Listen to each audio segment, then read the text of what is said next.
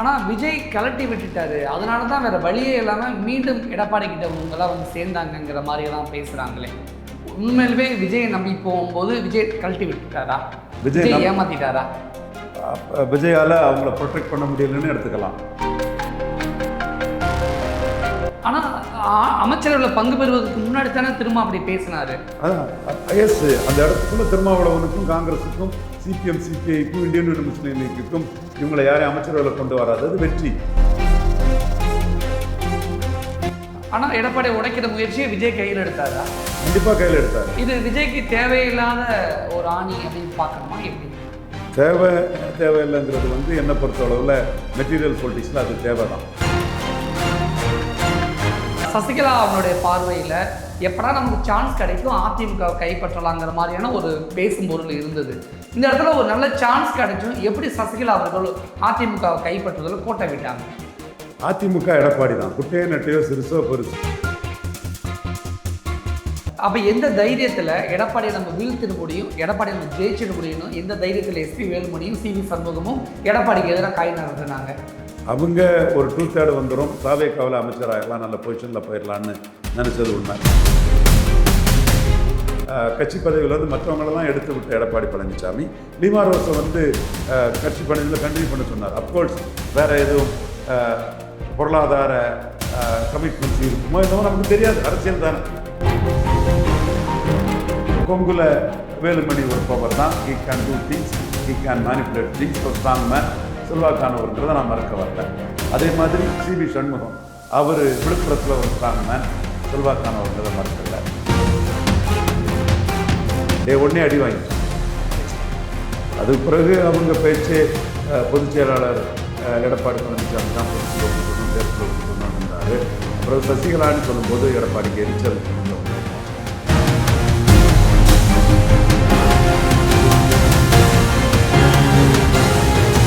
வணக்கம். இன்றைய நமது சிறப்பு விருந்தினர் அரசியல் விமர்சகர் ரவீந்திரன் துரைசாமி அவர்கள். வணக்கம் சார். வணக்கம் நம்பி. அதிமுக 2 அணிகளாக பிளவுபட்டிருந்துச்சு, இப்போ மீண்டும் ஒன்று சேருகிறதா? ஒன்று தான் சேர்றாங்க. நான் ஏற்கனவே சொன்னேன், சசிகலா எடப்பாடிக்கையோட உயர்ந்த ஸ்டேச்சரில் ஒன்றுபட்ட அதிமுக சட்டமன்ற கட்சி தலைவராட்டு வந்தவங்க. தினகரன் கட்சி அலுவலகத்துக்குள்ளே எடப்பாடியை கூப்பிட்டு கமாண்ட் பண்ணவர், சிஎம்ஐ கமாண்ட் பண்ணவர் டிடிவி தினகரன் துணை பொதுச் செயலாளராக இருந்தார். ஓபிஎஸ் இரட்டை தலைமையில் ஒருத்தர், ஜெயலலிதாவால் முதல்வராட்டு சொல்லப்பட்டு பரதானி பேர் வாங்குவார். இந்த 3 பேர் ஸ்டேச்சரும் எடப்பாடி ஸ்டேச்சரோட மேல். அவங்க கூட மோதினார். இப்போ இவர்கிட்ட மோதினது, இந்த 3 பேர்கிட்ட இவர் மோதும் போது இவருக்கு துணையாக நின்றவங்க கிட்ட தான் மோதினார். அந்த இடம் மோதினவங்களுடைய லோக்கல் ஸ்டாண்டி அடிபடுது. நீங்கள் சசிகலாட்ட மோதும் போதும் எடப்பாடிக்கு ஆதரவான நீங்கள், தினகரன்கிட்ட மோதும் போது ஓபிஎஸ் கிட்ட மோதும் போதெல்லாம் ஆதரவான நீங்கள். குறிப்பாக இவங்க செய்த தவறு தான் இரட்டை தலைமையை நீக்கி ஒற்றை தலைமைங்கிறதுல அதிகாரத்தை எடப்பாடிக்கிட்ட, தங்கள் சக்தியையும் எடப்பாடிக்கிட்ட கொண்டு கொடுத்து எடப்பாடி அதிகாரம் மிக்கவராட்ட ஆக்கிட்டாங்க. ஸோ அந்த எடப்பாடிக்கு இணையாக தமிழக அளவில் அதிமுகவில் யாரும் இல்லைங்கிற கருத்தை தான் நான் தொடர்ந்து இந்த விஷயம் ஆரம்பித்த நாளில் இருந்தே சொல்லிட்டு வந்தேன். அதே வேளையில் கொங்குல வேலுமணி ஒரு பவர் தான், he can do things, he can manipulate things, அவர் ஸ்ட்ராங் மேன், செல்வாக்கானவருங்கிறத நான் மறக்க வரல. அதே மாதிரி சிவி சண்முகம் அவர் விழுப்புரத்தில் ஒரு ஸ்ட்ராங் மேன், செல்வாக்கானவருங்கிறத மறக்கல. தர்மபுரி அன்பழகனை மதித்தேன், புதுக்கோட்டை விஜயபாஸ்கரை மதித்து தான் பேசினேன். ஸோ ஒரு தடவை தோத்தாலும் கூட இந்த தடவை ஜெயித்த கரூர் எம்ஆர் விஜயபாஸ்கரை மதித்தேன். அதே போல் வீரமணி. இப்படி நம்ம அதிமுக லோக்கல் லீடர்ஸ், நத்தம் விஸ்வநாதன், திண்டுக்கல்லில் நத்தம் விஸ்வநாதன் பெரிய ஆள் எம்எல்ஏ ஆகிட்டார், திண்டுக்கல் சீனிவாசன் எம்எல்ஏ ஆக முடியலைங்கிற அந்த கருத்தையும் நம்ம தெளிவாக முன் வச்சு பேசணும். ஸோ இந்த இடத்துக்குள்ள லோக்கல் லீடர்ஸ் தான் எடப்பாடிக்கு ஒரு பிரச்சனையாக லோக்கலாக இருக்க முடியுமே தவிர, பேன் தமிழ்நாடு ஜெயலலிதாவுக்கு இணையாக ஒரு லீடர் இல்லைங்கிற மாதிரி எடப்பாடி பழனிசாமிக்கு இணையாக பேன் தமிழ்நாடு லீடர் யாரும் இல்லை. சிவி சண்முகமும் விஜயபாஸ்கரும் எடப்பாடி போய் பார்க்கல அப்படின்னா எடப்பாடி முஸ்லீம் முறுக்குகிறார் அப்படின்னு புரிஞ்சுக்கணுமா? அந்த 2 கொறடாவும் சேர்ந்து ஸ்பீக்கரை பார்க்கும்போது கூட வந்திருக்கிறாரு. ஓகே. ஆனால் எடப்பாடி பழனிசாமி அதில் பார்க்க போகலை. சரி, விஜயபாஸ்கர் விட்டுடலாம், சிவி சண்முகம் ஏன் போகலை? அப்போ எடப்பாடி முஸ்லீம் முறுக்கிக்கிட்டு தனியாக தான் அப்படின்னு நிற்கிறாரா, அல்லது சிவி சண்முகம் தான் அப்படின்னு நிற்கிறாரா? எப்படி புரிஞ்சுக்கணும்? அவங்க வந்து தகுதி நீக்கத்தை வாபஸ் வாங்கிட்டாங்கன்னா சிவி சண்முகத்தையும் சேர்த்து தான் வாபஸ் வாங்கியிருப்பாங்க. ஸோ சிவி சண்முகம் அதில் எடப்பாடி கூட சேர்ந்து பயணிக்கிறதுக்குள்ள வாய்ப்புகள் தான் அதிகம்னு நான் பார்க்குறேன். ஏன் பார்க்க வரல? ஈகோ தடுக்குதா? ஒரு சின்ன சின்ன பிரச்சனைகள் இருக்கும். அவர் பெரிய லெவலில் அரசியல் பண்ணி ஒரு முடிவெடுத்து 32 வந்திருந்தால் அது சபாநாயகர் அக்செப்ட் பண்ணியிருப்பார். அது அப்படியே போயிருக்கும். 32 வராதனால சபாநாயகருக்கு அக்செப்ட் பண்ண முடியாமல் அது ஒரு சிரமமான ஒரு காரியமாக இருந்தது. ஸோ அந்த இடத்துக்குள்ளே அவங்க வெறும் 25 மட்டும் திரட்டினதில் அடி வாங்கிட்டாங்க. டே 1 அடி வாங்கிட்டாங்க. ஓகே. அதுக்கு பிறகு அவங்க பேச்சு பொதுச் செயலாளர் எடப்பாடி பழனிசாமி தான் பொதுக்குழு கூட்டணும், செயற்குழு கூட்டணுங்கிறாரு. அப்புறம் சசிகலான்னு சொல்லும்போது எடப்பாடிக்கு எரிச்சல் கொஞ்சம் வந்திருக்கும். எனிவே இவங்களுக்கு ஒரு ஃபேஸ் சேவிங் தான் சசிகலா பேர் சொன்னது. அப்புறம் அவருக்கும் அது எரிச்சலாக வந்திருக்கும். சரி, அவரும் என்னமோ இப்படி போயிட்டு இருந்தால் இவங்களும் ரிசைன் பண்ணிட்டு போய் தாவேக்காவில் போய் சேருவாங்க. அது வேண்டாம். ஏற்கனவே நம்ம 3வது இடத்துக்கு ஸ்லிப் ஆகிட்டோம், நம்ம அப்படி தக்க வச்சுக்கிடுவோங்கிறதுல அவரும் விட்டு கொடுத்து அது ஓரளவு காம்ப்ரமைஸ் ஆன மாதிரி தான் தெரியுது. சிவி சண்முகம் மேட்ரு என்ன ரிசைன் பண்ணிவிட்டு அவர் தாவேக்காவில் போய் என்னத்தை சாதிக்க போகிறாரு? இங்கே என்னென்னா ஒரு பிளேயர், அவர் நியூஸ் டே தொலைக்காட்சி, நமது அம்மா அப்படியே மீண்டும் எடப்பாடிக்கு ஆதரவாக வரும். அப்படியே அது ஒரு மாதிரி ஒரு பிளேயராக போகலாம். அங்கே போய் தாவேக்காவில் போய் என்ன பண்ண முடியும்? ஆதவர்ஜனா கீழே தான் போயிருக்கணும். ஆனால் விஜய் கலட்டி விட்டுட்டாரு, அதனால தான் வேறு வழியே இல்லாமல் மீண்டும் எடப்பாடி கிட்ட இவங்கெல்லாம் சேர்ந்தாங்கங்கிற மாதிரியெல்லாம் பேசுகிறாங்களே. உண்மையிலுமே விஜயை நம்பி போகும்போது விஜய் கழட்டி விட்டுட்டாரா? விஜய் ஏமாத்திட்டாரா? விஜயால் அவங்கள ப்ரொடெக்ட் பண்ண முடியலன்னு எடுத்துக்கலாம். ஏன் 32 வரட்டு, எண்ணிக்கை வரட்டுன்னு தான் விஜய் போய் பார்த்தார். எண்ணிக்கை வரல.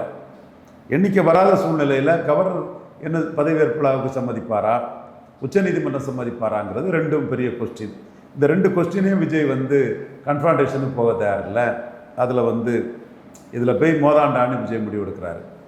இந்த காலகட்டத்துக்குள்ளே செல்வ பெருந்தகை தமிழ்நாடு காங்கிரஸ் கமிட்டி தலைவர் நீங்கள் அவங்கள மந்திரி ஆக்கினா நடக்கதே வேற, நாங்கள் விட்ரா பண்ணிடுவோன்னு ஒரு மிரட்டலை போடுறாரு. விஜய் டைரெக்டாக மிரட்டிட்டாரா? தாவேக்காவை மிரட்டுனா அர்த்தம் அதானே, விஜய் மிரட்டுறதா அர்த்தம். அதே மாதிரி திருமாவளவன். ஸோ அவங்க நாங்கள் அதிமுக ரிபல்ஸை கைவிட்டுட்டோன்னு அவங்க சொல்ல முடியாத அளவுக்கு அவங்க திருமாவளவன் வச்சு அதை சொல்ல வைக்கிறாங்க. ஆனால் அமைச்சரவையில் பங்கு பெறுவதற்கு முன்னாடி தானே திரும்ப அப்படி பேசினார். அதான் எஸ், அந்த இடத்துக்குள்ளே திருமாவளவனுக்கும் காங்கிரஸுக்கும் சிபிஎம் சிபிஐக்கும் இந்தியன் யூனியன் முஸ்லீம் லீக்குக்கும் இவங்களை யாரையும் அமைச்சரவையில் கொண்டு வராதது வெற்றி. ஓகே. அரசியல் சூழ்நிலையும் கவர்னர் ஒத்துக்குவாரா, சுப்ரீம் கோர்ட் என்ன சொல்லுங்கிற சூழ்நிலைகளும் இருந்தாலும் கூட இவங்களை மந்திரி சபையில் கொண்டு வராதது ஒரு வெற்றியாக தான் அங்கே பார்க்கப்படுது. இவங்க சைடு வெற்றியாக பார்க்கப்படுது. ஆனால் விஜய் நம்பி போனவங்க திரும்பி எடப்பாடி பக்கம் போகிறாங்க அப்படின்னா எடப்பாடியை விட, கலைஞரை விட விஜய் பயங்கரமான ஒரு தந்திரமான ஒரு சாணக்கியன் அப்படின்னு புரிஞ்சுக்கலாமா? இதில் என்ன சாணக்கியத்தனம் இருக்குது? நீங்கள் இவங்களெல்லாம் சேர்த்துக்கிட்டு காங்கிரஸ் சிபிஎம் சிபிஐ ஆதரவு இல்லாமல் நாங்கள் மெஜாரிட்டி காட்டிட்டோம்னா அது சாணக்கியத்தனம்னு சொல்லலாம். வெற்றி பெற்றா அது சாணக்கியத்தனங்கிறதா இன்றைக்கி வரலாறு. அந்த இடத்துக்குள்ளே இதில் எடப்பாடியை உடைக்கிறதுல வெற்றி பெற முடியலையே. ஆனால் எடப்பாடியை உடைக்கிற முயற்சியை விஜய் கையில் எடுத்தாரா? கண்டிப்பாக கையில் எடுத்தார். இது விஜய்க்கு தேவையில்லாத ஒரு ஆணி அப்படின்னு பார்க்கணுமா? எப்படி தேவையில்லைங்கிறது என்னை பொறுத்தளவில் மெட்டீரியல் பொலிட்டிக்ஸில் அது தேவை தான். ஆனால் அதில் ஃப்ளா ஆனதில் CPM CPI Congress Indian Union Muslim Viduthalai Siruthaigal இந்த 13 பேருக்கு ஹோல்டு இன்றைக்கி இருக்குது. எனக்கு என்ன ஒரு விஷயம் புரிஞ்சிக்கவே முடியலன்னா, இதை திமுக அதிமுக உடைச்சிருந்தாலோ, அதிமுக திமுகவையோ இல்லை தாவேக்கா உடைச்சிருந்தாலோ பொதுமக்கள் மத்தியில் ஒரு பெரிய பேசும் பொருளாக மாறி இருக்கும். ஆனால் விஜய் அதிமுகவை உடைக்க நினைச்சது பெருசாக மக்கள் கண்டுக்கலையா? இவங்க என்ன பெரிய யோகியமா அப்படின்னு பார்க்குறாங்களா? அல்லது விஜய் மீது ஒரு சாஃப்ட் கார்னர் இருக்கிறதுனால மக்கள் இது பெருசாக எடுத்துக்கலையா? விஜய் புதியவர் தானே அப்படிங்கிற மாதிரி பார்க்குறாங்க. மக்களே அவருக்கு தனி மெஜாரிட்டி கொடுக்கல, மக்கள் இதை பற்றி ஒன்றும் பேசலை. ஆனால் என்னோட பார்வை இப்படியெல்லாம் அவர் குறுக்கு வழியில் போய் தன்னோட புகழை கெடுத்துக்கிறத விட குதிரை பேரம்னு இவங்க ஜோதிமணியை விமர்சனம் பண்ணுறாங்க, விசிகா முன்னாள் எம்எல்ஏ பாலாஜி விமர்சனம் பண்ணுறாரு. இந்த விமர்சனங்களெல்லாம் அவருக்கு இவர் சண்முகம் விமர்சனம் பண்ணுறாரு. வேண்டா வெறுப்பா வேறு வழியே இல்லாமல் ஸ்டாலின் விமர்சனம் பண்ணுறது சண்முகத்துக்கு லட்டு சாப்பிட்ட மாதிரி. என்ன பிரச்சனைன்னு தெரியல. சண்முகத்துக்கு ஸ்டாலின் மேலே தனிப்பட்ட ஏதோ வன்மமாக காழ்ப்புணர்ச்சியே இருக்குது. என்ன இது ஜாதிய பிரச்சனையா என்ன பிரச்சனைன்னு தெரியல. அவருக்கு ஏதோ ஒரு வன்மம் இருக்குதா தான் நான் பார்க்குறேன் அவரை. மற்ற சிபிஎம்காரங்க அதை கொஞ்சம் எக்ஸ்ட்ரா எடுத்து பார்க்கலாம். அவரே விஜயை வந்து இந்த இதுக்குள்ளே விமர்சனம் பண்ண வேண்டிய நிர்பந்தம் அவருக்கு வந்துடுச்சு இல்லையா? அப்போ இந்த இடத்துக்குள்ளே விஜய் செய்ய வேண்டியது ஹெக்டே மாதிரி, என்டிஆர் மாதிரி ஃப்ரெஷ் மேண்டேட் வாங்கி அவருக்குள்ள செல்வாக்கில் 140 150ன்னு பெரிய அளவில் வெற்றி பெறக்கூடிய இதை பண்ணால் தான் அவருக்கு போடுக்கு கரெக்டாக இருக்கும். அவரை சுற்றி இருக்கவங்க ஒரு வேளையில் மிஸ் ஆகிடக்கூடாது, இதாகிடக்கூடாதுன்னு இப்படி ஷார்ட்கட் ரூட்டில் குதிரை பேரம் பண்ணி நம்ம பண்ணலாங்கிற இதை சுற்றி இருக்கவங்க சொல்லலாம். பட் இண்டிவிஜுவல் விஜய்க்கியோட இமேஜுக்கு வந்து ராமகிருஷ்ண ஹெக்டே என்டிஆர் மாதிரி தன்னோட செல்வாக்கை காட்டி களத்துக்குள்ளே போய் 150 160ன்னு அந்த தனி மெஜாரிட்டிக்குள்ளே அவர் செல்வாக்கை நிரூபிக்கிறது தான் விஜய்க்கு கரெக்டாக இருக்குது. என்னோட பார்வை. இதை நான் டே ஒன்னே சொல்லிட்டேன். பட்டு மாற்று கவர்மெண்ட் இல்லை. எதர் எடப்பாடியார் எலெக்ஷன் மாதிரி எதர் விஜயார் எலெக்ஷனுங்கிற சுச்சுவேஷன் தான் இங்கே இருக்குது. அப்போ கவர்மெண்ட் வந்து Tina ஃபேக்டரில் there is no other ஆல்டர்னேட்டிவ்னு ஓடத்தான் செய்யும். அன்பாப்புலர் ஆகும். விஜய் விமர்சனத்துக்கு ஆளாவார். ஜோதிமணி விமர்சனம் பண்ணுவாங்க, பிசிகா பாலாஜி விமர்சனம் பண்ணுவார், சண்முகம் வேண்டா வெறுப்பா ஸ்டாலின் விமர்சிக்கிறது லட்டு சாப்பிட்ட மாதிரி சண்முகத்துக்கு ஸ்டாலின் மீது காழ்ப்புணர்ச்சியும் வன்மமும் கொண்ட ஒரு சிபிஎம்மில் அதை காட்டுவாங்க. நிறைய பேர் காட்டுவாங்க.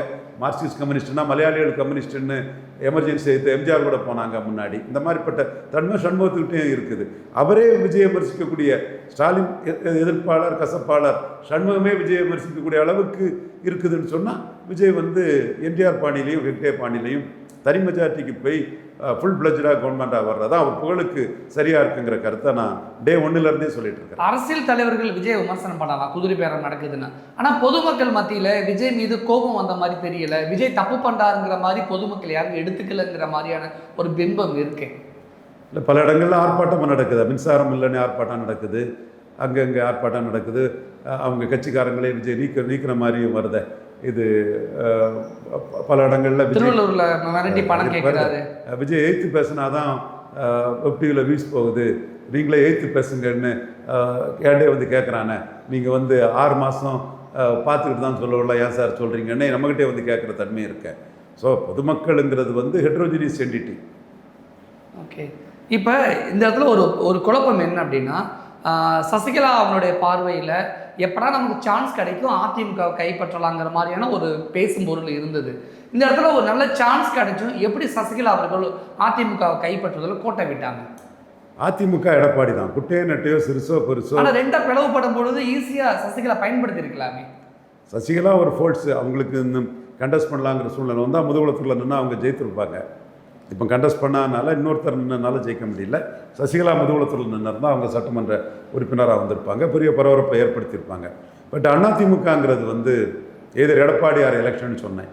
தினகரன் 3 மாதத்தில் ஆட்சிக்கு அவளுங்கும் போது 3 மாதம் பிறகு இதைத்தான் சொல்வாருன்னு சொன்னேன். அந்த இதுதான் அதிமுக வந்து எடப்பாடி கட்சியாட்டு மாறிட்டு. ஏன்னா பேன் தமிழ்நாடு லீடர் எடப்பாடி தான். அதனால தான் அவர் ஓபிஎஸ், டிடிவி, சசிகலா போன்றவங்கள சேர்க்க மாட்டார். அவங்கெல்லாம் இவருக்கு மேலே இருந்தவங்க. இப்போ ஓபிஎஸ் திராவிட முன்னேற்ற கழகத்தில் எம்எல்ஏ போயிட்டார். இவங்க கூட்டணி கட்சியாட்டு டிடிவி இருக்கிறார். சசிகலா அவங்க வந்து தனிச்சு தன்னோட பலத்தை காட்டியிருக்கிறாங்க. பட் அதிமுக அரசியலுக்குள்ளே இவங்களெல்லாம் எடப்பாடி விட மாட்டார். அப்போ எந்த தைரியத்தில் எடப்பாடியை நம்ம வீழ்த்திட முடியும், எடப்பாடியை நம்ம ஜெயிச்சிட முடியும், எந்த தைரியத்தில் எஸ்பி வேலுமணியும் சிவி சண்முகமும் எடப்பாடிக்கு எதிராக காய் நகர்த்தினாங்க? அவங்க ஒரு 2/3 வந்துடும், தாவேக்காவில் அமைச்சராகலாம், நல்ல பொசிஷனில் போயிடலான்னு நினச்சது உண்மை. தாவேக்காவுக்கும் கட்சி அமைப்பு இல்லைங்கிறதுனால தங்களுக்கு அந்த இடத்துல சூட் ஆயிரும்னு நினச்சது. அது பிள்ளையார் பிடிக்க ஏதோ முடிஞ்ச கதையாட்டு இப்போ மீண்டுமே போன மச்சான் திரும்பி வந்தான் பூமணத்தோடுங்கிற மாதிரி ரிவர்ட் பேக் டு எடப்பாடிக்கிட்டே வந்துட்டாங்க. இதை நான் வந்து டே ஒன்னே தமிழ்நாடு லெவலில் எடப்பாடிக்கு இணையான அதிமுக தலைவர் இல்லைங்கிறத சொன்னேன். ஆக்சுவலாக நான் வந்து 2024 அவரை நெல்லை, தூத்துக்குடி, கன்னியாகுமரியில் டெபாசிட் இழக்க வச்சேன், சொல்லி தான் அடித்தேன். அதே மாதிரி 2026 நாடார்கள் அவருக்கு எதிராக திருப்பி விட்டதுனாலும் சரி, அவங்க தேமுதிக கூட்டணி என்டிஏ எடப்பாடி தலைமையில் வரணும்னு யாரெல்லாம் முயற்சி பண்ணியும் நம்மளோட ஒரு நாலேஜ் ஒர்க் வந்து வேறு லெவலில் இருந்ததும், ஓபிஎஸ் மீண்டும் அதிமுகவுக்கு தான் வருவாருங்கிற சூழ்நிலையில் பலர் யோசிச்சில் அவர் திராவிட முன்னேற்ற கழகத்துக்கு போனதும் பல நிகழ்வுகள் வந்து எடப்பாடிக்கு எதிராக நாம் செயல்பட்டவங்க தான். இன்னும் சொல்லப்போனால் அண்ணாமலை பிரச்சாரம் பண்ணும்போது கூட எடப்பாடி வீழ்ந்தால் தான் அண்ணாமலைக்கு எதிர்காலம்ங்கிற கருத்தை அண்ணாமலை ஆதரவாளர்கள் மத்தியில் வெளிப்படையான சொன்னேன். செங்கோட்டையன் ரிவோல்ட் பண்ணதை எம்ஜிஆர் ஜெயலலிதா பேரில் செங்கோட்டையன் எடப்பாடியை பலையனப்படுத்துவார். அம்பேத்கர் சொன்ன மாதிரி ஐடென்டிஃபை த எனிமின்னு எடப்பாடி தான் எதிரிங்கிறத நம்ம சொல்லி தான் நம்ம செயல்பட்டோம். ஆனால் நம்ம வந்து நேர்மையாக நாணயமாக என்ன சொல்கிறோன்னா, இவ்வளவு இதுக்கும் பிறகும் எடப்பாடிக்கு போடக்கூடிய ஓட்டு ரெட்டலை போடக்கூடிய ஓட்டு எடப்பாடி பழனிசாமி போடக்கூடிய ஓட்டு. எடப்பாடி பழனிசாமி போடக்கூடிய ஓட்டு நம் இனத்தை அழிக்கிறதுக்கு டேஷுக்கு அதிகாரம் கொடுக்கறதுங்கிற மாதிரி நான் பேசினேன். 2 ஜாதி கட்சின்னு சொன்னேன். வண்ணார் நாவிதர் போயர் ஒட்டல் போன்ற சமூகங்களுக்கு குறித்த அநீதிகளை சொன்னேன். அண்ணாமலை பிரச்சாரம் பண்ண கூட அதை நீர்த்து போகக்கூடிய அளவுக்கு என்னோட பணிகளை செய்தேன். இன்னும் எத்தனையோ பணிகள், நிறைய பணிகள் எடப்பாடிக்கு தெரியும், அவரை சார்ந்தவங்களுக்கும் தெரியும். இவ்வளோ பணிகள் செய்தும் அவர் 47 சீட்டும் 21 விழுக்காடு வாக்கும் அவருக்கு வந்துட்டுன்னு சொன்னால் நம்ம அதை அக்செப்ட் பண்ணிட்டு தான் போனோம். அந்த இடத்துக்குள்ளே நம்ம திரும்ப மறுத்து பேசியோ எதிர்த்து பேசியோ அவசியம் இல்லை. பட் அவருடைய சில நடவடிக்கைகளை நம்ம விமர்சனம் பண்ணுறோம். இதில் கூட அவர் திருமாவளவன் சிஎம்மா ஒத்துக்கலாம், அது வேலுமணி சிவி சண்முகம்லாம் பவர் ஆயிடுவாங்கன்னு ஒத்துக்கிடாமல் போயிட்டார். இந்த இடத்துல கூட இந்த 4 பேர் ரிசைன் பண்ணாத அளவுக்கு உடனே முடிவெடுத்து அவருக்கு கிடச்சிருக்கோம். அதெல்லாம் அவர் தான் ஒற்றை தலைமை அது இதுன்னு நிரூபிக்க நினைக்கிறாருனாலும் கூட அவர் எடுத்த ஓட்டு தமிழக அளவில் 21ங்கிறது அவருக்கான ஓட்டு.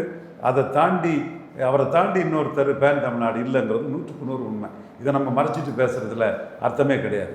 பட் அதே வேளையில் அவர் விஜய் கேரளா போகலன்னொடனே ஒரு சின்ன கேப்புக்குள்ளே கேரளா முதல்வருக்கு ஒரு வாழ்த்தை போட்டு வச்சுக்கிட்டு 3 மணிக்கு போட்டு வச்சுக்கிட்டு ஜோதிமணி மூலமாக ஒரு காங்கிரஸுக்கு ஒரு ஆஃபரை கொடுக்கக்கூடிய ஒரு அரசியலை பண்ணுறாருன்னு நம்ம எக்ஸ்ரே கண்ணாடியோட அவர் என்ன பண்ணுறாருன்னு நம்ம பார்க்குறோம்.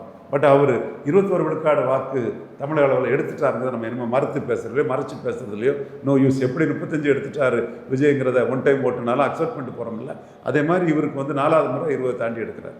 இதில் எனக்கு 2 கேள்வி இருக்குது. ஒன்று, எடப்பாடியை பகிச்சுக்கிட்டு எஸ்பி வேலுமணி சிவி சண்முகம் அணியினர் தாவேக்கால சேர்ந்து அமைச்சராக இருந்தால், அமைச்சர் பதவியோடு இருந்திருந்தால் தாவேக்காவுக்கு இப்போ இருக்கிற கெட்ட பேரை விட டபுள் மடங்கு கெட்ட பேர் ஆயிருக்குங்கிறது ஒன்று. 2வது, ஒருவேளை தாவேக்கா நம்மளை கலட்டி விட்டுருச்சு அப்படிங்கிற பட்சத்தில் இப்போ மீண்டும் சேர்றாங்கல்ல, சேர்ற பட்சத்தில் எடப்பாடி எந்த அளவுக்கு சிவி சண்முகத்தையும் எஸ்பி வேலுமணியும் நம்புவாருங்கிற ஒரு கேள்வி இருக்குல்ல. இல்லை, அது கொஞ்சம் கணிச்சு தான் நம்ம சொல்ல முடியும். பழைய மரியாதைங்கிறது இருக்காது. என்றாலும் அவருக்கும் அந்த பகுதிகளில் இவங்க நின்று அரசியல் பண்ணுறதுங்கிறத ஏற்றுக்குவார். புதுசாக ஆட்கள் போட்டார். கமலக்கண்ணன் ஒருத்தரெல்லாம் கரூரில் பூந்து விளையாடினார். பசுபதினு ஒருத்தரெல்லாம் விழுப்புரத்தில் சிவி சண்முகத்துக்கு எதிராட்டும் ஆட்கள் இருப்பாங்களான்னு எனக்கே ஆச்சரியமாக இருக்கக்கூடிய அளவுக்கு வீரபாண்டிய ஆர்வத்துக்கு எதிராக யாரும் இல்லை. ஆமாம், நம்ம தெரியும் வரலாறு. ஸோ சிவி சண்முகத்துக்கு எதிராக ஆட்கள் இருப்பாங்களான்னு கூட நம்ம எதிர்பார்க்கலாம். ஆட்கள்லாம் வந்தாங்க. இப்போ அவங்களையும் காம்ப்ரமைஸ் பண்ணி தான் இந்த ட்ராவல் பண்ணி ஆகணும்.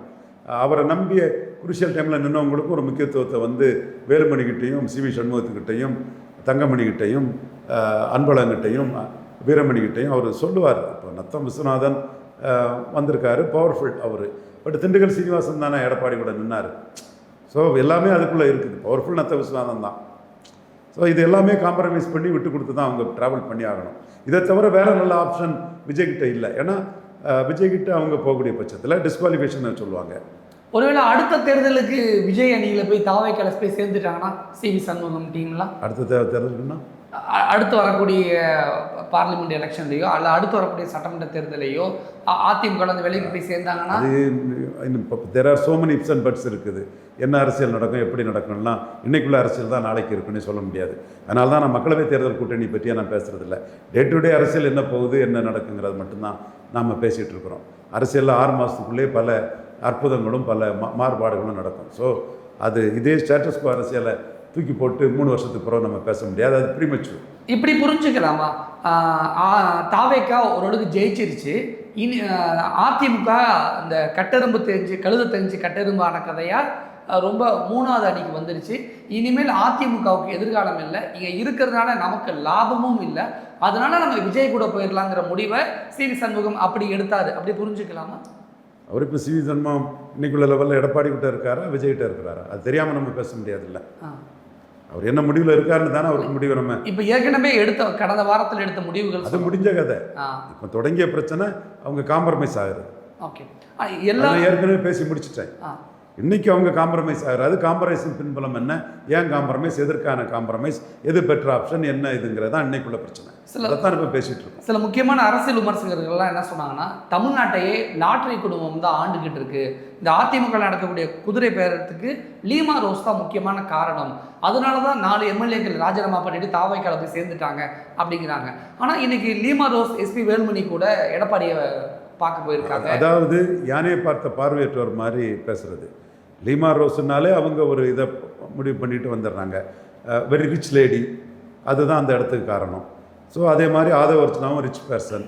ரிச் பர்சன் அவங்களுக்கு இடையில் வந்து விரோத மனப்பான்மை இல்லைனாலும் எதிர் திசையில் இருக்கிற மாதிரி தான் இன்றைக்குள்ள நிகழ்வை வச்சு நம்ம பார்க்குறோம்.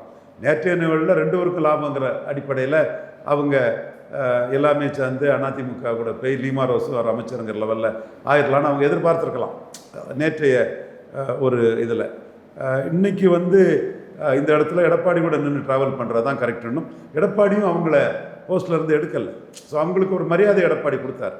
லீமா ரோஸ்ங்கிறவங்களுக்கு கட்சி பதவியிலேருந்து மற்றவங்களெல்லாம் எடுத்து விட்ட எடப்பாடி பழனிசாமி லீமா ரோஸை வந்து கட்சி பதவியில் கண்டினியூ பண்ண சொன்னார். அப்கோர்ஸ் வேறு எதுவும் பொருளாதார கமிட்மெண்ட்ஸ் இருக்குமோ என்னவோ நமக்கு தெரியாது, அரசியல் தானே, அது நமக்கு தெரியல. பட் அந்த எடுக்காமலே அவங்க these people are very moneyed people, இவங்களை அந்த பதவியில் எடுக்கலை. அவங்களும் இப்போ எடப்பாடிக்கு லாயலாட்டு ட்ராவல் பண்ணுறாங்க. இன்றைக்கி அந்த அம்மாவும் நிற்கிறத பார்த்தேன், இப்போ தான் பார்த்துட்டு வந்தேன், நிற்கிறாங்க. பல அரசியல் விமர்சகர்களும் சொன்னது அதிமுக 2ஆக பிளவுபட்டதுக்கே முக்கியமான அந்த பணம் ஃபண்ட் பண்ணது லீமா ரோஸ் தான், அவங்க அதிமுகவில் சேர்க்கலாட்டி இந்த பிளவே வந்திருக்காது அப்படின்னு எல்லாருமே சொன்னாங்களே. எடப்பாடிக்கு இது தெரியாதா? இது வந்து இருக்கலாம், இல்லாமலும் இருக்கலாம். நமக்கு எவிடன்ஸ் எதுவும் இல்லை. குதிரை பேரங்கிற குற்றச்சாட்டுக்கும் பண எவிடன்ஸ் இருக்குதுன்னா ஏதாவது சொன்னால் தான் நம்ம சொல்ல முடியும். ஸோ இதெல்லாம் இருக்கலாம், இல்லாமல் இருக்கலாம். பரவலாக நம்பப்படுது, சொல்லப்படுது, கேட்கப்படுது, பேசப்படுகிறது கதை தான் இதெல்லாம். அப்போ லீமா ரோஸை எடப்பாடி மன்னிச்சுட்டாருன்னு புரிஞ்சுக்கலாமா? மன்னிச்சு தானே இவர் அக்ரி கிருஷ்ணமூர்த்தி கடிதம் கொடுத்துருக்கிறாரு. ஓகே, ஏற்கனவே லீமா ரோஸுக்கு எதிராக கட்சி பதவி எடுக்கலையே. இவ்வளோ பெரிய நமக்கு சான்ஸ் கிடைச்சும் சசிகலா மிஸ் பண்ணிட்டாங்க. சசிகலா எதுவுமே பண்ணலைன்னா சசிகலா அரசியல் விட்டு ஃபீல்ட் அவுட் ஆகிட்டாங்க. இனிமேல் சசிகலா அவ்வளோதான் அப்படின்னு புரிஞ்சுக்கலாம். இல்லவே இல்லை. கண்டெஸ்ட் பண்ண முடியும்னா அவங்க முதுகுளத்தில் நின்னா ஜெயித்திருப்பாங்க. அப்புறம் ஏன் அதை பண்ணலை? கண்டெஸ்ட் பண்ண முடியாது இல்லையா, டிஸ்குவாலிஃபிகேஷன் இருக்குதுல்ல. 4, 6, 10 வருஷம் இருக்குதுல்ல. இன்னொரு 6 மாதம் கழிச்சு தான் அவங்க நிற்க முடியும். இப்போ வரக்கூடிய ஏதாவது ஒரு தேர்தல் வந்து அந்த ஸ்டிப்புலேட்டட் அவங்க ஃப்ரீயான பீரியடில் வந்து ஒரு இடத்துல களத்தில் நின்றுவாங்க, நிற்கிறதுக்கு வாய்ப்பு இருக்குது. அப்போ மீண்டும் அதிமுக அம்பாசமுத்திரத்தில் கூட சசிகலா மேயர் நின்றுடலாம். ஏன்னா முந்தைய காலகட்டத்தில் அவங்களுக்கு வந்து சில சம்பவங்கள் மத்தியில் எதிர்ப்பு இருந்தது. அவங்க அடிபட்டு இது பண்ணும்போது அந்த எதிர்ப்பெல்லாம் அந்த சம்பவங்கள் மத்தியில் குறைஞ்சிடுச்சு. அப்போ அவங்க கூட நாளைக்கு சசிகலா கூட நாளைக்கு அம்பாசமுத்திரத்தில் வந்து களத்துக்குள்ளே நிற்க மாட்டாங்கன்னு சொல்ல முடியாது. அம்பாசமுத்திரத்தில் சசிகலா போட்டிக்கிட்டால் ஜெயிச்சிருவாங்களா? ஒரு இம்பேக்டை ஏற்படுத்துவாங்க. அவங்களுக்குன்னு முக்குலத்தோர் மத்தியில் கன்சால்டேட் ஆவாங்க. அதுதான் அவங்க நிறுத்தின முதுகுளத்தூர் வேட்பாளர் வந்து நல்ல கணிசமான வாக்கெடுத்தாது. அவங்களே முதுகுளத்தூர் போன்ற ஒரு தொகுதியில் நின்னாங்கன்னா கதை வேற. இப்போ கண்ணப்பா இருக்கிறாரு, அவன் நல்ல லீடர்களில் ஜெயித்திருக்கிறாரு, அது வேறு விஷயம். வேக்கண்ட் இல்லை. வேக்கண்ட் ஆகிற தொகுதிகளில் அவங்க வந்து சிஎம்மாக நின்னாங்கன்னா மதுராந்தகத்தில் வந்து மதுராந்தகம் அரசு ஒரு தொகுதி நிற்க முடியாது, வடதமிழகத்தில் ஒரு தொகுதியில் நிற்பாங்க. இப்போ அவங்க வந்து அம்பாசமுத்திரத்தில் நிற்கிறதுக்குள்ள ஒரு ஆலோசனையை எண்ணி பார்க்கலாம். ஓகே, அதுக்கு வந்து அந்த இடைத்தேர்தல் வரக்கூடிய காலகட்டத்தில் அவங்களுக்குள்ள அந்த தடை டிஸ்குவாலிஃபிகேஷன் அந்த 10 வருஷ பீரியட் வந்து முடிஞ்சிருக்கும். ஓகே, சசிகலா அவர்களுக்கு இன்னமும் தமிழக அரசியலில் எதிர்காலம் இருக்குது அப்படின்னு நான் நினைக்கிறீங்களா? அரசியலில் யாருக்கும் கடைசி பக்கம் கிடையாது. சசிகலா அம்மையாருக்கும் ஒரு ரோல் இருக்கும் அந்த இடத்துல. பட் அதிமுகங்கிறது எடப்பாடி தான். எடப்பாடி யாரையும் அதிமுகவில் விட மாட்டாருங்கிறதே நான் தெளிவாக சொல்கிறேன். என்னதான் பிளவுபட்டு என்னதான் மீண்டும் ஒன்று சேர்ந்தாலும் அதிமுகவுக்கான எதிர்காலம் இனிமேல் இருக்கும்னு நினைக்கிறீங்களா? ஏன்னா மக்கள் ஒரு விதமான ஒரு அவநம்பிக்கை அதிமுக மீது ஏற்படுத்தி. அதிமுக 3வது இடத்துல வந்துட்டு ஆக்சுவலாக செங்கோட்டையன் பிரச்சனையும் அண்ணாமலை பிரச்சனையும் நம்மளோட அதிரடி தாக்குதல் இல்லைன்னா கூட 10 சீட்டு எடப்பாடிக்கு வந்திருக்கும்னா ஸ்டாலின் சப்போர்ட்டில் சிஎம்மாக இருந்திருப்பார். 10 சீட்டு கொங்கு வேளாளர்கள் பிரியாமல் இவருக்கு ஆதரவு கொடுத்துருப்பாங்கன்னா விஜய் 98, இவர் வந்து 57ங்கிற லெவலில் வந்திருப்பாருன்னா ஸ்டாலின் இவரை சப்போர்ட் பண்ணால் கம்யூனிஸ்டாவது. மக்கள் அதை ஏற்றிருக்க மாட்டாங்களா?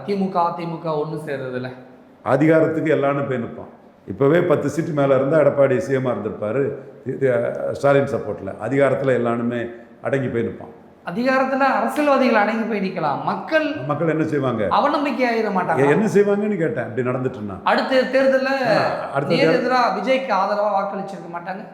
ஆதரிக்கலாம், இவங்களுக்கு கூடுதலாட்டம் ஆதரிக்கலாம். அது அடுத்த தேர்தல் வரும்போது தானே தெரியும். நான் சொல்கிறது 10 எண்ணிக்கை கூட இருந்தால் ஸ்டாலின் எடப்பாடி ஆதரிச்சா எடப்பாடி சிஎம் தானே. அந்த இடத்துல திரும்ப தானே சிஎம்ங்கிற மாதிரி பேசினாங்க. 10 எண்ணிக்கை இருந்தால் திரும்பவே தேவையில்லையே. வெள்ளாள கவுண்டர்கள் வந்து செங்கோட்டையும் அண்ணாமலை அதுக்குன்னு பிரியாமல் ஒரு 10 சீட்டு கூடுதலாக கொடுத்துட்டாங்கன்னா 98 சீட்டு விஜய், இவர் வந்து 57ன்னு சொன்னால் 57 ஸ்டாலின் ஆதரிச்சா உடனே அரசு தானே.